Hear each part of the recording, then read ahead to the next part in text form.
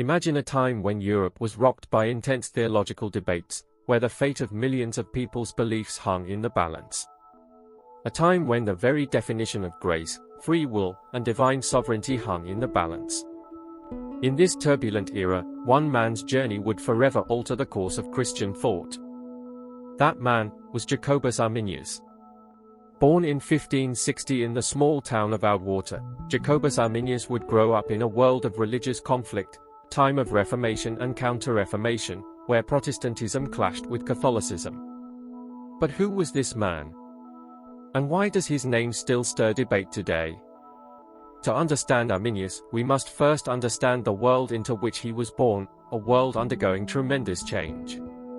Europe was reeling from the aftershocks of the Reformation. Martin Luther's 95 Theses had ignited a theological firestorm that spread across the continent. The doctrines of John Calvin dominated the intellectual circles of Arminius's day, especially in the Netherlands, where Calvinism had a strong presence.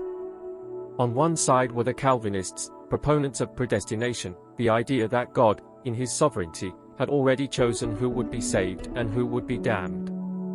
On the other side, well, there really was no other side. Not yet. But Jacobus Arminius, he would change that. His was not a journey of rebellion, but of profound intellectual searching. A journey that would ask a question that reverberates through the halls of theological debate to this day. Do we really have free will, or is our destiny determined by divine decree?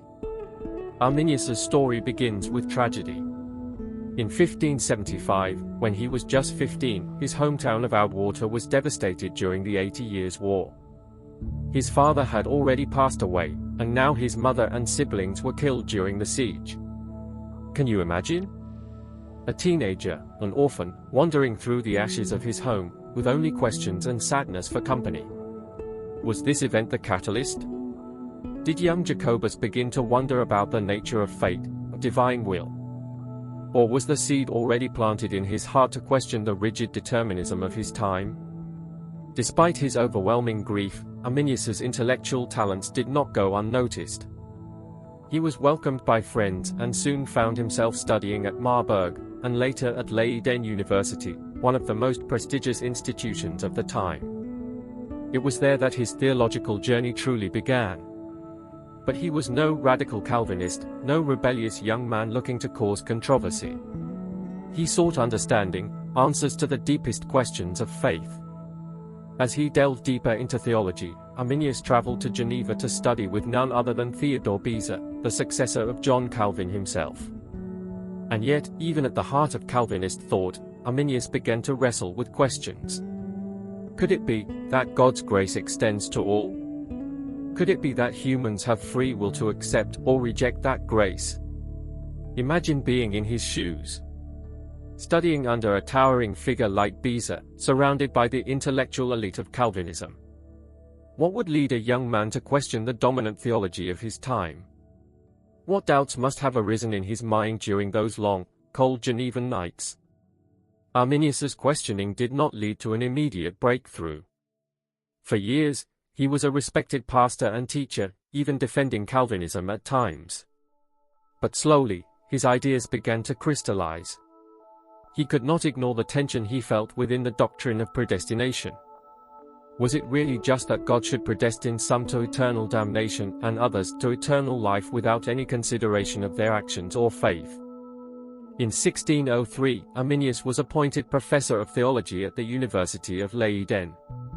It was here that his theological views began to diverge sharply from Calvinism. He proposed a radical idea: while God's grace is essential for salvation, humans must cooperate with that grace. In other words, salvation was not something you were simply predestined to, it was something you had a role in choosing. His teachings were not without controversy.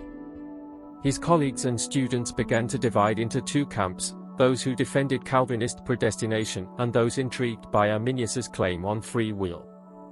But this was not just an intellectual exercise. The stakes were incredibly high. This was about the nature of salvation itself, about who God is, and how he relates to humanity. Do you believe that your future is determined? Or do you believe that you have the power to change it? These were not just philosophical questions, they were deeply personal and life-changing questions for everyone involved. By 1609, the debate had reached a boiling point. Arminius's ideas were gaining momentum, but they were also facing fierce opposition. His opponents accused him of undermining the Reformation and diluting God's sovereignty. They argued that if humans could freely choose salvation, then God would no longer be in full control. The debate threatened to split the Dutch Reformed Church. But just as the conflict was about to explode, something unexpected happened. Arminius fell ill. At the height of his theological career, at a time when his ideas were on the brink of acceptance or condemnation, he died on October 19, 1609. He never saw the full impact of his life's work. But his death was far from the end of his story. What happens when the man who started the debate is no longer there to defend his ideas? Does the movement die with him, or does it take on a life of its own?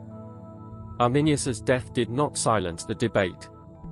In fact, it grew louder. His followers, known as Remonstrants, continued to defend his teachings. In 1618, less than a decade after his death, the Dutch Reformed Church convened the Synod of Dort, a monumental council intended to settle the controversy once and for all. The result? The Synod affirmed 5 points of Calvinism: total depravity, unconditional election, limited atonement, irresistible grace, and perseverance of the saints. These would become the defining characteristics of what is now known as Reformed theology. But Arminius's legacy was not erased. Far from it. Over time, Arminius' teachings continued to evolve and grow, influencing countless theologians and movements. Methodism, under John Wesley, would later adopt many Arminian tenets, especially the belief in free will and the universal availability of grace. Today, millions of Christians around the world identify with Arminian theology, which rests on the foundation of Jacobus Arminius' life's work. So we must ask ourselves, where do we stand in this great theological divide? Are we the product of divine determination? Or do we, in fact, hold the keys to our own salvation? The story of Jacobus Arminius is not just about one man's intellectual journey. It is about the questions that still haunt humanity today. What does it mean to be saved? What role, if any, do we play in our own redemption? And, ultimately, what kind of God do we believe in?